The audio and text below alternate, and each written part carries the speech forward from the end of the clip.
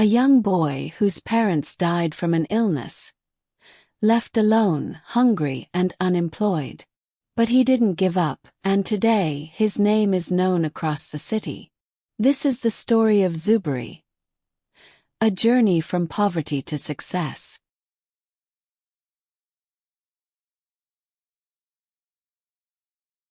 In a small, dusty village of Africa, lived a boy named Zuberi. His world was simple: mud walls, warm meals cooked on firewood, and the laughter of his parents. But simplicity has its own kind of fragility. One day, a strange illness swept through the village. It came like a whisper and stayed like a storm. Zuberi watched helplessly as his mother's laughter faded into painful silence, and his father's strength withered into weakness. The village clinic had no medicine, and the city hospital was too far, and too expensive. Within days, both of Zuberi's parents were gone, leaving him alone in their tiny clay house, with nothing but memories and the echo of loss. The neighbors mourned for a while, brought food for a few days, then returned to their lives. Zuberi, only 12, now faced the world with no one to call family. He sat outside his home every evening, staring at the sky, wondering if his parents could see him. Hunger, grief, and fear were his only companions. But deep in his eyes, beyond the sorrow, something else began to grow, something quiet but strong. A question: will I always stay this way? And somewhere in that question a journey had begun. Zuberi knew no one was coming to save him. One morning, he folded his parents' old clothes, packed a small bag, and walked toward the nearby town. His feet ached, but his heart carried something new: hope. The town was loud and unfamiliar. He found shelter in a mosque where the caretaker let him sleep in a corner. In exchange, Zuberi swept the floors and carried water. It wasn't much, but it was enough to survive. One evening he stood outside a school, watching children in uniforms laughing, books in hand. Something stirred inside him. The next day, he gathered his courage and approached the principal. After hearing his story, the kind man agreed to let Zuberi attend morning classes for free, on one condition: he had to clean the school grounds every evening. Zuberi agreed without hesitation. Days turned into weeks. Mornings were filled with learning: letters, numbers, maps of the world. Evenings were spent scrubbing floors and washing windows. At night, he studied under a dim streetlight, using torn notebooks and borrowed pencils. Life was still hard, but now it had meaning. For the first time since his parents died, Zuberi felt something he had forgotten: purpose. He had taken his first real step forward. Years passed, and Zuberi's mind sharpened like a blade. He had finished middle school with top marks, but the village town had nothing more to offer.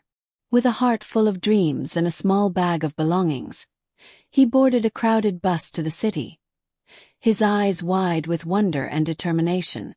The city was overwhelming: tall buildings, endless noise, and faces that didn't stop to look. But Zuberi wasn't afraid. He found work at a small roadside restaurant, washing dishes and cleaning tables. It was tiring work, but it paid just enough for one meal a day and a corner space in a shared hostel. In the mornings he attended a government high school, sitting in the back row, always listening, always learning. At night, after work, he would sit by the window of his small room, books open, mind racing. Sometimes he went to sleep hungry. Sometimes exhaustion made his hands tremble. But every test he passed felt like a silent victory. He never complained. He never stopped. In a city of millions he was still invisible, but inside he was becoming someone. Someone stronger. Someone closer to his dream. The road was long, but Zuberi had learned how to walk it.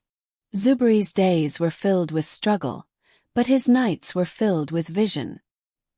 He completed high school with honors, earned a scholarship to a city university, and studied business with the same fire that had carried him from the village. During his studies, he worked part-time at a printing shop, where he noticed how poorly small businesses managed their branding. An idea sparked. With borrowed money and sleepless nights, he started a small design service from his hostel room, offering logos, flyers, and branding to local vendors. Clients loved his work. Word spread. What began as a side hustle soon grew into a full company. After graduation, he registered his business officially, Zuberi Designs Limited. He hired a small team, rented a modest office, and expanded services to digital marketing. Within 5 years, Zuberi's company became one of the fastest-growing creative agencies in the region. He now wore sharp suits, spoke at conferences, and mentored youth who came from the same streets he once walked barefoot.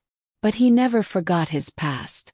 On his office wall hung an old worn-out pencil, his first tool of change. From orphan village boy to respected businessman, Zuberi had rewritten his story, with courage, vision, and heart. Zuberi stood at the window of his high-rise office, looking out at the city that once ignored him. He had wealth, respect, and success, but his heart still remembered the nights he slept hungry and the days he walked barefoot with dreams in his eyes. He decided it was time to give back. Zuberi launched a foundation named after his parents, the Imani Foundation, dedicated to helping orphaned and underprivileged children. The foundation built free schools in remote villages, provided scholarships, and set up mobile clinics in areas where no doctor had ever gone. He personally visited villages, often sitting with children on dusty floors, sharing his story. "I was just like you," he would say, handing out books and school bags. "Your future is not written yet. You hold the pen." Back in his hometown, he rebuilt the old school, stocked it with computers, and hired trained teachers. He restored the clinic that once failed his parents, turning it into a fully equipped health center. The people who once pitied him now welcomed him with pride. Zuberi had achieved greatness, but true fulfillment came not from what he had gained, but from what he chose to give.